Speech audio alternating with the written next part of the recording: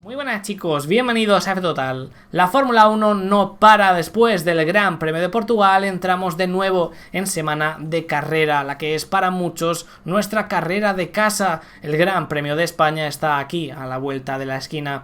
Y antes de centrarnos completamente en él, hay que revisar y analizar los temas más interesantes y suculentos que nos dejó la tercera cita de esta temporada 2021.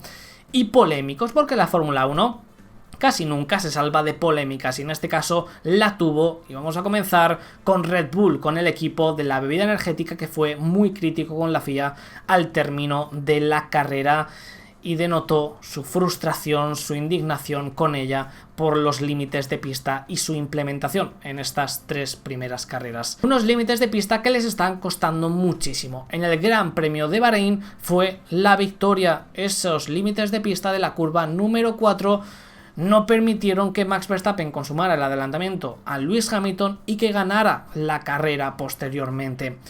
En el Gran Premio de Portugal, que hemos visto hace unas cuantas horas, en la clasificación, unos centímetros impidieron que Max Verstappen se llevara la pole, porque su crono había sido una décima más rápido que el de Valtteri Bottas.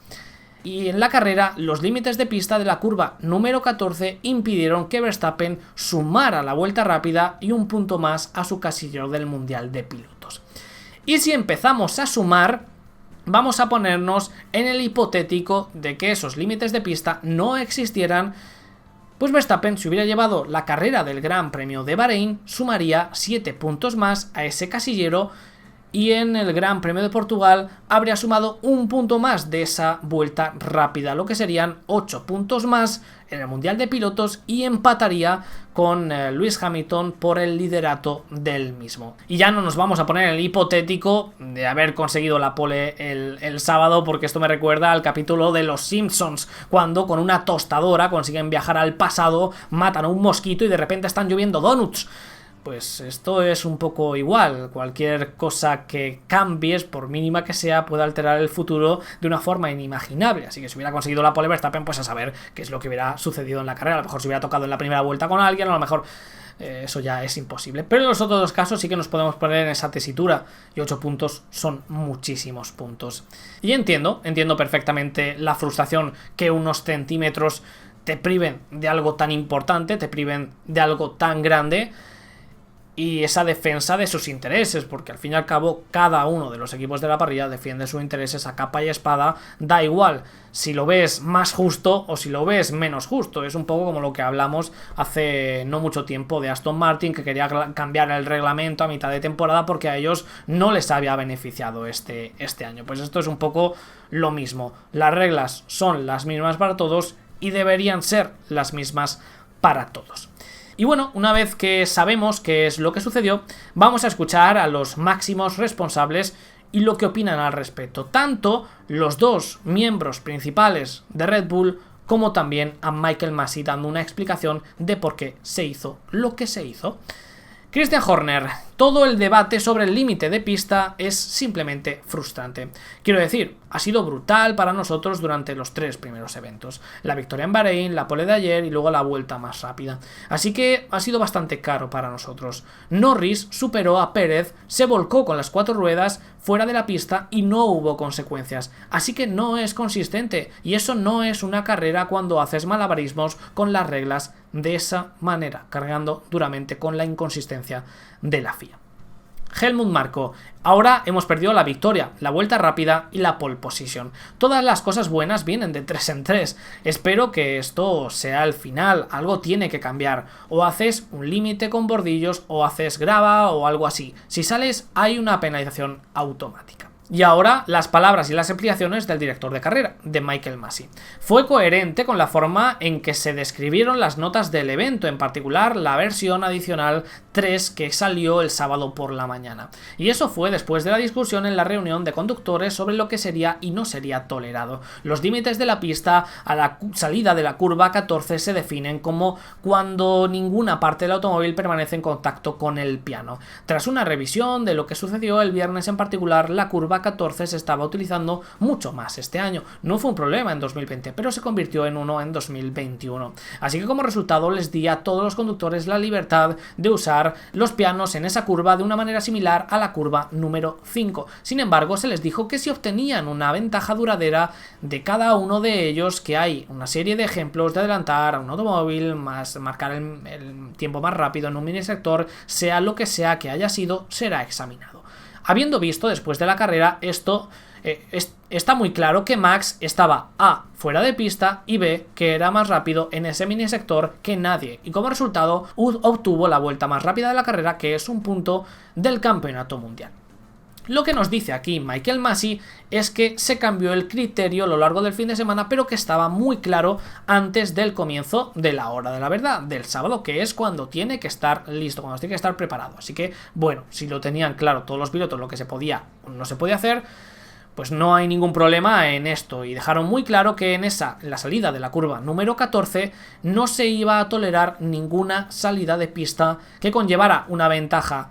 En carrera ya sabéis que todos los pilotos tienen tres comodines, tres oportunidades en las que te puedes salir en esos límites de pista que hay. Había en la curva número 4, había en la curva número 14, en las curvas que sean. Tienes tres oportunidades. En nada que llegues a la tercera, bandera blanca y negra, y a la siguiente obtendrás una beneficio inmediata de 5 segundos. Pero Verstappen no había completado esos tres comodines. Y en la última vuelta iba por la rápida, iba por ese punto. Y en esa prácticamente última curva de la carrera se salió fuera de los límites de la curva número 14, como estaréis viendo en pantalla, y eso hizo que automáticamente la FIA examinara esa vuelta. ¿Por qué? Porque si no hubiera sido una vuelta rápida, habría utilizado uno de esos comodines y no habría tenido ningún efecto en la carrera de Verstappen, pero como sí que era una ventaja para esa vuelta rápida, para ese punto en el Mundial de Pilotos, decidieron examinarla para ver si era correcta. Y vieron que en esa curva número 14 estaba fuera de la pista y que fue en ese punto, en ese mini sector, más rápido que nadie. Había marcado el mejor crono, con lo cual estaba fuera de lo que dejaron claro el sábado en esa reunión que tuvieron con los pilotos de lo que se podía y no se podía hacer. Hay mucha gente que la ha comparado con lo que sucedió con Valtteri Bottas en el Gran Premio de Bahrein, que hubo polémica de si se salió, si no. Creo que las imágenes no era clarísimo del todo, pero sí que parecía que Valtteri Bottas sí que estaba tocando en todo momento con la parte más exterior, con la parte derecha en el piano, que es lo que delimita el estar dentro de ella o estar fuera. Ya se activaría ese sensor y la vuelta quedaría invalidada y nula, cosa que en el caso de Valtteri Bottas no sucedió, porque en ningún momento esas cuatro ruedas estuvieron no tocando el piano. El caso de Verstappen es bastante claro que sí que es así. Lamentablemente para Max fueron errores muy pequeños, pero que han costado muchísimo y no tiene demasiado debate. ¿Se puede ir por esa zona? No se puede. Según lo que nos ha comentado Michael Masi, las notas de dirección de carrera, no se podía ir por ahí, así que estarían bien eliminadas esas vueltas. Pero yo quiero dividir esto en dos partes. En dos partes que están muy claras. Es lo mismo y tiene que ser lo mismo para todo el mundo. Todo el mundo que salía fuera de la pista en ese punto en concreto, salía el típico cartelito, se ha eliminado la vuelta, y no ocurrió solamente en el de Verstappen, sino que ocurrió en otros cuantos más. Por poner un ejemplo, a Lando Norris en Imola le quitaron el que era la tercera mejor marca en la clasificación del sábado. Lamentablemente es lo mismo para todo el mundo. Ya puedes esgrimir que sí, que no hay tiempo porque se le fue el coche de atrás. Eso es cierto, pero eso aquí no entraría en juego, porque da igual que tengas un problema, que vaya más o menos rápido. En nada que te sales de la pista, vaya más o menos rápido, se te elimina. Vueltas eliminadas de 1.30 y pico, que no tiene ningún sentido, pero se eliminaban automáticamente con este sistema. Esto es la primera parte.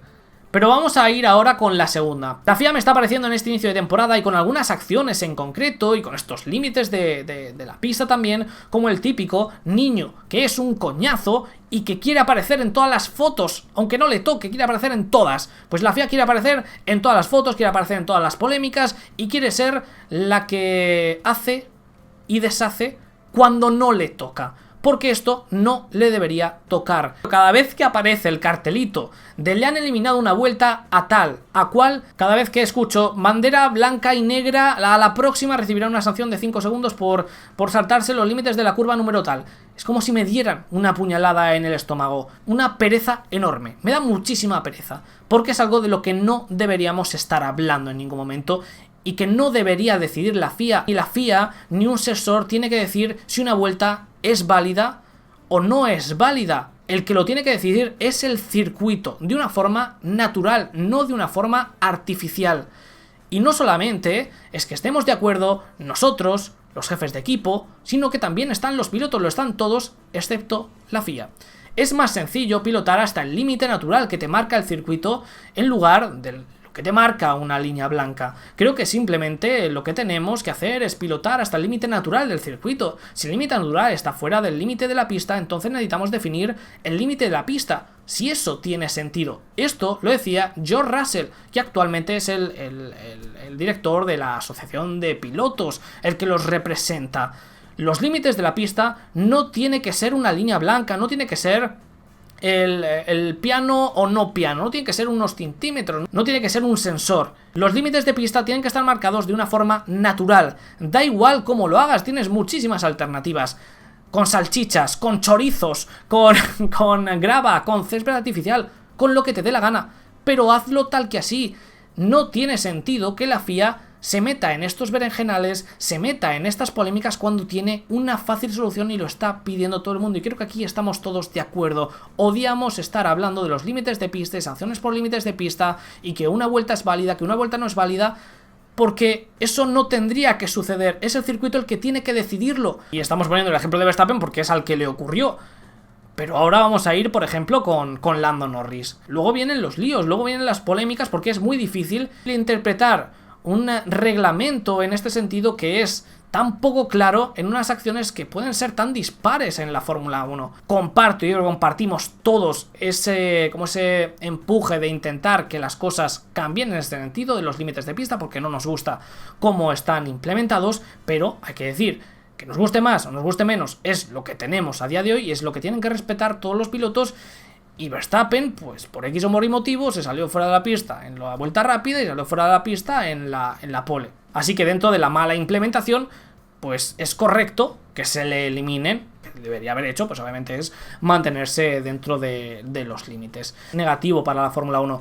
Y ojalá que todas estas cosas sirvan para que vaya cambiando poquito a poco y tengamos esa alternativa, por ejemplo, que estáis viendo en la imagen, que para mí es la perfecta. Se quejaba Christian Horner de una inconsistencia. Y os voy a dejar esta acción en la pantalla y quiero que me digáis en los comentarios qué es lo que opináis al respecto, porque seguro que tiene muchas interpretaciones y las voy a entender todas, porque el reglamento está un poco claro, que es muy difícil sacar una conclusión clara. Nos situamos en la relanzada después del safety car. Lando Norris con neumáticos blandos, neumáticos más calientes, Checo Pérez sufriendo para meter en temperatura los medios en esa primera vuelta, y Lando Norris intentando atacar al piloto mexicano después de haber superado a Carlos Sainz. Vamos a Lando Norris justamente detrás, que tiene el coche perfectamente posicionado para salir con la máxima velocidad posible de esa curva número 4, del exterior hacia el interior, aprovechando todo el radio de la curva, y dio la casualidad que se salió por fuera de los límites de la curva número 4, lo que encima facilitó que pudiera poner el volante recto antes que el piloto mexicano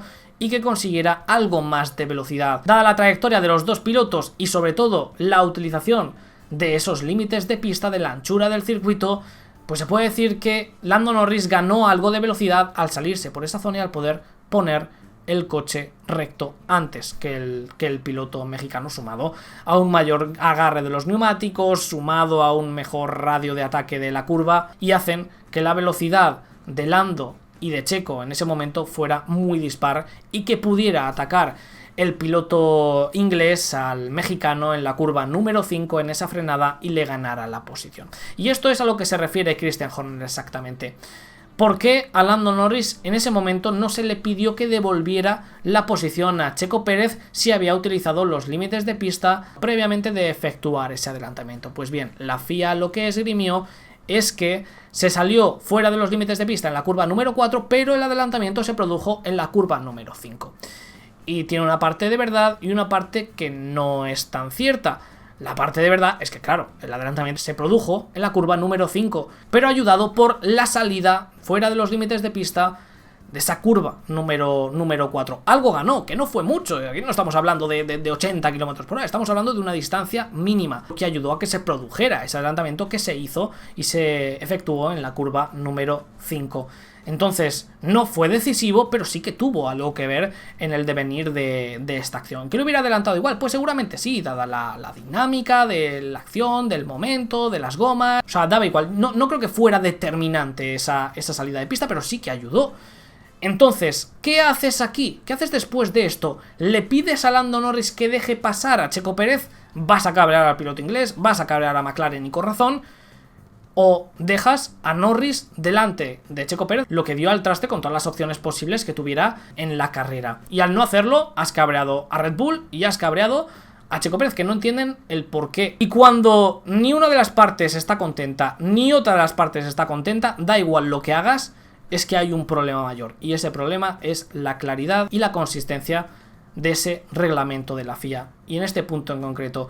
Y si empezamos a sumar que nadie está contento con la implementación de esos límites de pista de forma artificial, con un reglamento en ese sentido que no está nada claro, que es muy ambiguo, dada la cantidad de situaciones que se puede dar en la máxima categoría del automovilismo, pues es algo que debería ser erradicado y erradicado cuanto antes. Necesitamos la vuelta de la grava, de la AstroTurf, y que sea la pista la que decida si ese adelantamiento de Norris es legal o no lo es, si la salida de pista de Verstappen es lo suficientemente importante como para no llevarse la pole o no marcar la vuelta rápida. Es tan fácil y tan sencillo como eso. Y quiero que recordemos esta acción porque es muy probable, dada la inconsistencia de la FIA, que dentro de unos cuantos meses, dentro de un año, dentro de 2, volvamos a tener algo muy similar, pero que ese piloto sí que sea penalizado. Y recordaremos esta acción, recordaremos este momento, recordaremos esas palabras de la FIA y nos volveremos a preguntar lo mismo. Esto es el cuento de nunca acabar. Y no creo que Lando Norris debiera merecer una sanción, no creo que lo que ganó fue lo suficientemente importante como para tener que devolverle la posición a Checo Pérez o para tener que ser penalizado con 5 segundos. Lo vería injusto también. Es que las dos cosas son injustas y ese es el problema. Es un sistema que en acciones como esta demuestra que no funciona. Y atención, porque estas fueron las palabras de Verstappen después de la carrera. Primero que nada, espero que no regresemos esas críticas al asfalto de Portimao y a las condiciones. Barcelona es buena, es una bonita pista para un coche de Fórmula 1 y creo que veremos más de cómo ha sido la progresión de los equipos desde el inicio de la temporada hasta hoy. Sí, tendremos que esperar al Gran Premio de España para ver cómo han ido evolucionando y cómo van evolucionando los coches. Será un termómetro perfecto porque es una pista que conocen todos a la perfección. Y estas palabras de decir, no, espero que no regresemos a este circuito de Portimao y esa frustración de Max, se une a la de Christian Horner, se une a la de Helmut Marko, se une a la de todo el plantel de Red Bull este fin de semana, porque no pudieron conseguir lo que esperaban conseguir, no pudieron hacer en ningún momento que el RB16B se adaptara correctamente a las condiciones que tuvimos del asfalto y meteorológicas, algo que el W12, algo que Mercedes hizo a la perfección. Red Bull hizo un peor trabajo que Mercedes. Es problema suyo y es problema de su monoplaza y es algo que tienen que solucionar por si se dieran a lo largo de la temporada o en próximos años. Es un fin de semana en el que no han salido las cosas, pero en el que pueden aprender mucho. Y creo que esta frustración, todas estas palabras vienen, no tanto porque quieran cambiar los límites de pista, que también todo el mundo quiere hacerlo, pero es como intentar echar balones fuera de un trabajo que no ha sido el adecuado, que no ha sido del todo bueno, no ha sido tan bueno como el de Mercedes. Con la segunda parte de este vídeo, y es algo que me habéis estado diciendo y preguntando muchísimos de vosotros. ¿Checo Pérez fue sacrificado por Red Bull? ¿Podría haber conseguido un resultado muchísimo mejor de no ser por la estrategia que llevó con el piloto mexicano?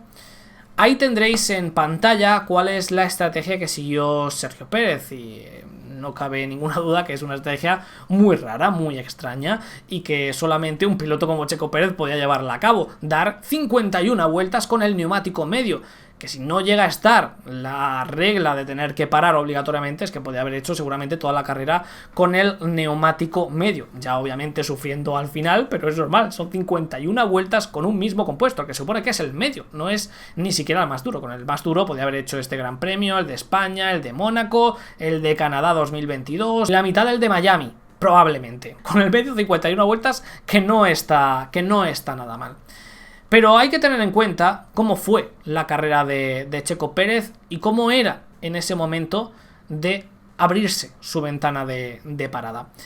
Checo Pérez tuvo una salida que no fue del todo mala, pero tenía por detrás a pilotos muy hambrientos con el neumático blando, lo que era una gran ventaja en la primera vuelta. Recordaremos todo lo que sucedió el año pasado con Kimi Raikkonen, con Carlos Sainz. Este año no ha sucedido de una forma tan evidente, pero sí que había una diferencia en esa primera vuelta grande de temperatura y de agarre entre el neumático blando y el neumático medio. Cuando pasaran 2-3 vueltas ya esa ventaja se iba a desvanecer porque el neumático blando no funcionaba, pero en esa primera vuelta tenía un grip, un agarre extra el neumático blando respecto al medio, y eso dejó un poquito desprotegido la línea de fuego de peligro a Checo Pérez ante, por ejemplo, Carlos Sainz, que consiguió adelantarle en esa salida. Luego Checo Pérez consiguió recuperar bien la posición en la resalida, pero como hemos visto en la acción previamente, con neumáticos medios que todavía no estaban en la temperatura ideal y un Norris que venía con todo, con el neumático blando, con mucha velocidad, con más temperatura en sus neumáticos,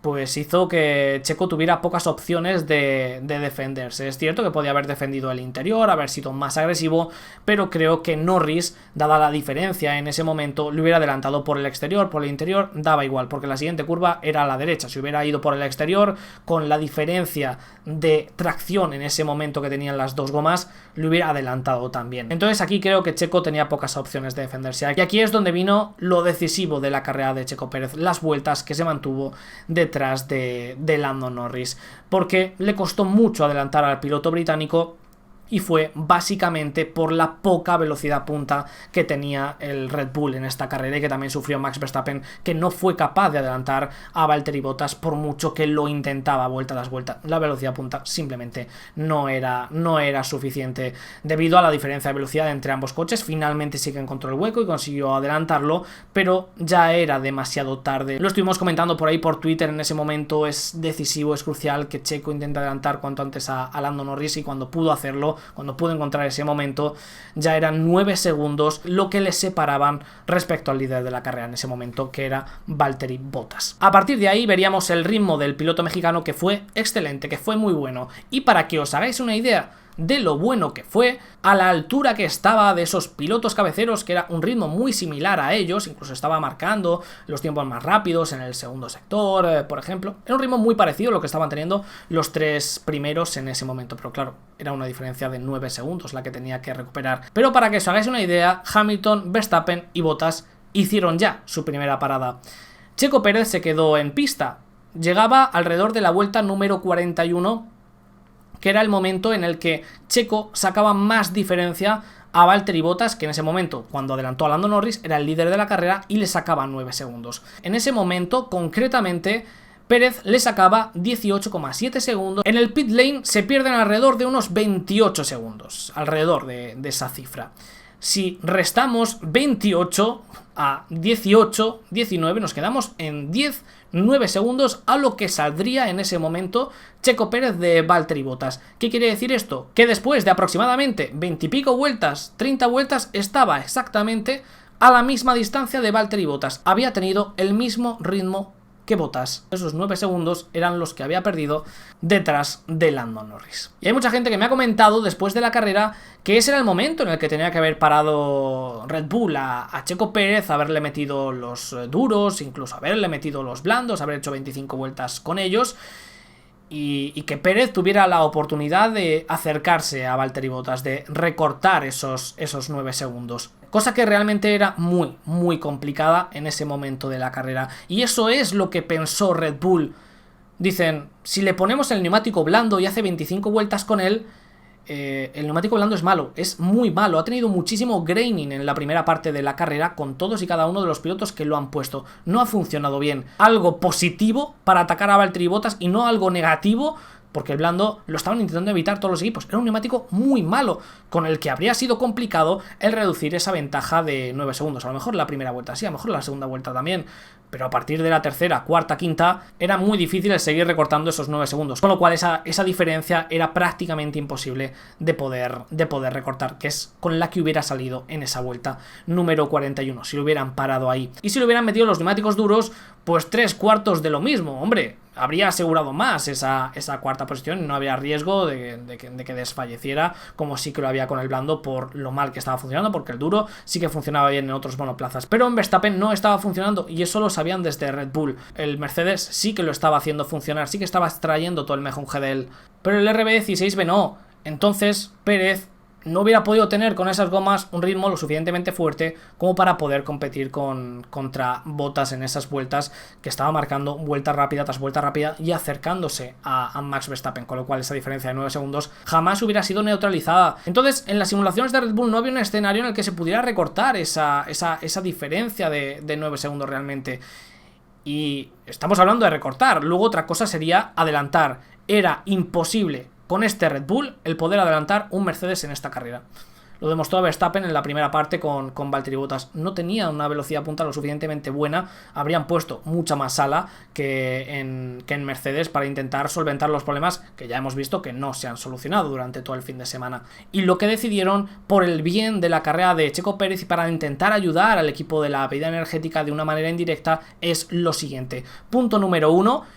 Lo único que podía hacer el que se recortara esa diferencia de 9 segundos que había perdido detrás de Lando Norris era que apareciera, por ejemplo, un safety car o un virtual safety car. Si llega a aparecer en la vuelta número 41 un virtual safety car, es que Checo Pérez seguramente se hubiera puesto líder de la carrera, y eso es a lo que estaba esperando, lo que estaba rezando ya Red Bull y Checo. A ver si tenemos un poquito de suerte, nos aparece un safety car, nos aparece un virtual safety car y podemos salir primero, podemos salir segundo, y además con un neumático mucho más joven que el resto para poder atacar. Era lo único que les quedaba ya.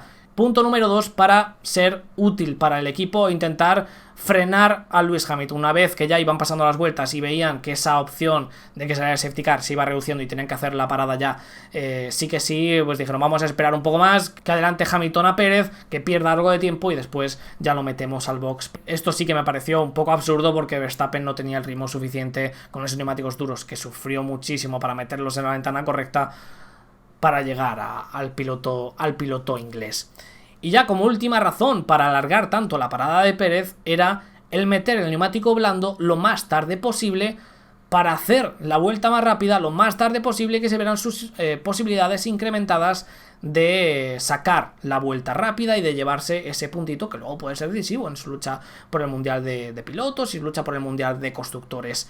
Si Red Bull hubiera pensado en ese momento de la carrera que Pérez tenía una oportunidad de recortar esa distancia y de adelantar, claro que lo hubieran metido, hubieran hecho lo posible por maximizar sus oportunidades, porque es mucho más para el equipo el sumar un segundo y tercero que un segundo, un cuarto y con una vuelta rápida. Simplemente ningún escenario era posible, a no ser que Valtteri Bottas sufriera un problema mecánico como sucedió. Claro, después de la carrera y conociendo lo que pasó, ese problema en el sensor de Valtteri, que una vuelta y media más o menos le hizo perder alrededor de 4 o 5 segundos, serían solo 4 segundos los que tendría que recortar al piloto finlandés, y es que ahí sí que se verían incrementadas sus opciones. Luego ya estaría por ver si podría recortar esos 4 segundos y se podría adelantar con la baja velocidad punta de Red Bull, cosa que sería muy difícil, cosa que sería muy complicada, pero ya Bottas estaría en una posición más indefensa. Y viendo lo que sucedió después de la carrera, intentando prever el pasado, sí que es verdad que la estrategia de Pérez no fue la mejor, no fue la ideal, porque si lo hubieran hecho